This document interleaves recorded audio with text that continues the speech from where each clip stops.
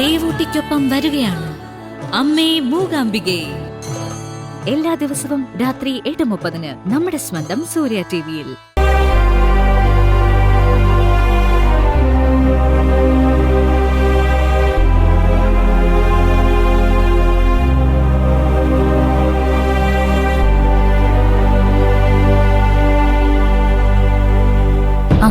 ചേച്ചിന്റെ രഘുവേട്ടന്റെ ഒപ്പം കഴിച്ചോ? ഞാനും ഭാനുമ്മയും പിന്നെ കഴിച്ചോളാം.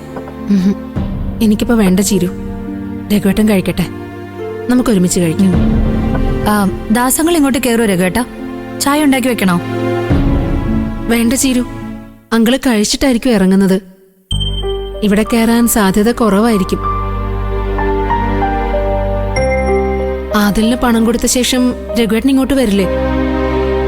നിങ്ങൾ അവിടെ പോയുള്ള വിശേഷങ്ങൾ അറിഞ്ഞാലേ എനിക്കൊരു സമാധാനം ഉണ്ടാവും. അവിടെ പ്രത്യേകിച്ച് വിശേഷങ്ങളൊന്നും ഉണ്ടാവാനിടയില്ല അമ്പിളി.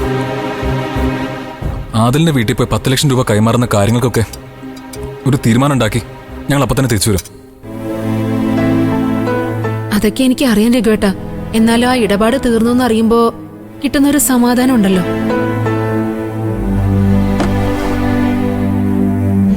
അല്ല, രഘുവേട്ടൻ എന്തായാലും ഇവിടെ വന്ന് വണ്ടി എടുക്കണ്ടേ? ആ ശരി, ഞാൻ വന്നിട്ട് പോവാം.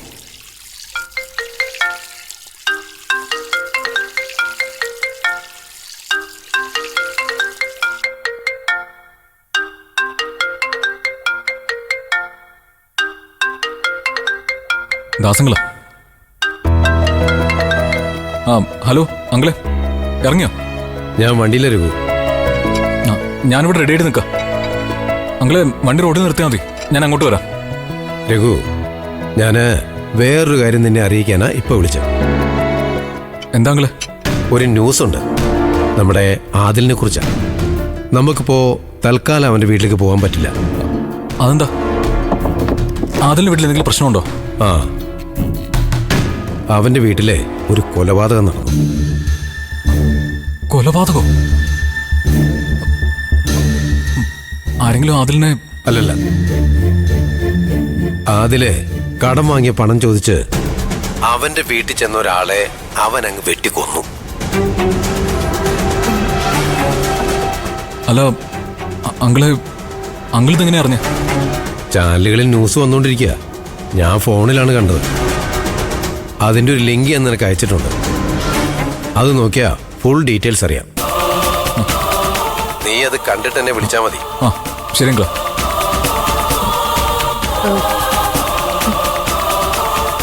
എന്താ രഘുവേട്ട, എവിടെയാ കൊലപാതകം നടന്നത്? ആരെയാ കൊന്നത്? ന്യൂസ് ഉണ്ടോ? അപ്പൊ അറിയാം. ഇതാ കാണാം. നഗരത്തെ നടുക്കിക്കൊണ്ട് വീണ്ടും മരുങ്കൊല. സ്വർണ്ണക്കടത്ത് കേസിൽ ജാമ്യത്തിൽ കഴിയുന്ന പ്രതി ആദിൽ പോലീസ് കസ്റ്റഡിയിൽ. ക്വാറിയുടമയും പ്രമുഖ ഫൈനാൻസ് കമ്പനിയുടെ MD-യുമായ സുദർശൻ എന്ന വ്യക്തിയാണ് ആദിലിന്റെ കൊലക്കത്തിക്കിരയായത്. ആദിലും സുദർശനും തമ്മിൽ പണമിടപാടുകൾ ഉണ്ടായിരുന്നെന്നും അതിന്റെ പേരിലുണ്ടായ തർക്കമാകാം കൊലപാതകത്തിൽ കലാശിച്ചതെന്നുമാണ് പോലീസിന്റെ പ്രാഥമിക നിഗമനം. ഇതിന്റെ കൂടുതൽ വിശദവിവരങ്ങൾക്കായി പ്രദേശവാസികൾ ഇവിടെ കൂടിയിട്ടുണ്ട്. അവരോട് നമുക്ക് ചോദിക്കാം. സ്വർണ്ണക്കടത്തുമായി ബന്ധപ്പെട്ട കേസിൽ ജാമ്യത്തിൽ പുറത്തിറങ്ങിയ ആദിലിനെ കുറിച്ച് എന്താണ് ചേട്ടന്റെ അഭിപ്രായം? എന്തൊക്കെയാ രഘുവേട്ട ഈ കേൾക്കുന്നേ? ആദിൽ ഇത്ര വലിയ ക്രിമിനൽ ആയിരുന്നോ? എന്റെ ഈശ്വര, രഘുവേട്ടൻ അവന്റെ കയ്യിൽ നിന്ന് രക്ഷപ്പെട്ടത് എന്റെ മോളുടെ ഭാഗ്യം കൊണ്ട് മാത്രം. അവനങ്ങനെ ആരെയും കൊല്ലാൻ കഴിയുമെന്ന് എനിക്ക് തോന്നുന്നില്ല അമ്പിളി. അല്ല, പിന്നെ ഈ വാർത്തയിൽ പറയുന്നതൊക്കെ കള്ളാണെന്നാണ് രഘുവേട്ടൻ പറയുന്നത്? നിയമം തെറ്റിച്ച് സ്വർണം കടത്തുന്നവനെ ഒരാളെ കൊല്ലാനും മടിയൊന്നും ഉണ്ടാവില്ല. ഇനിയിപ്പോ എന്ത് ചെയ്യും രഘുവേട്ട? രഘുവേട്ടനും ദാസങ്ങളും അങ്ങോട്ട് പോകുന്നുണ്ടോ? എന്തിനാടി വെറുതെ പോലീസിന്റെ വായിച്ചെന്ന് ചാടാനോ? ഞാൻ അങ്കിളിനൊന്ന് വിളിച്ചു നോക്കട്ടെ.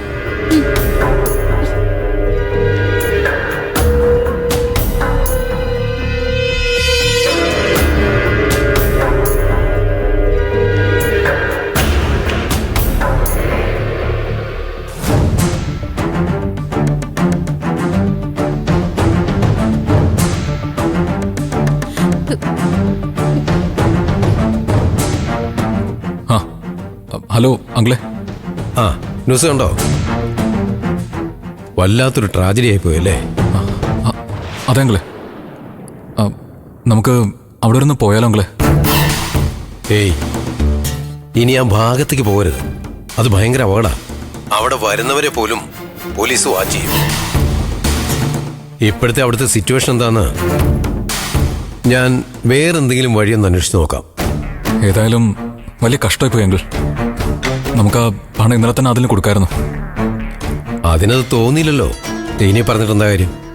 നീ ഒരു കാര്യം ചെയ്യും, കമ്പനിയിലേക്ക് വാ. ബാക്കി നമുക്ക് അവിടെ വെച്ച് സംസാരിക്കാം. ശരിങ്ങളെ, ഞാൻ വരാം. ഓക്കെ.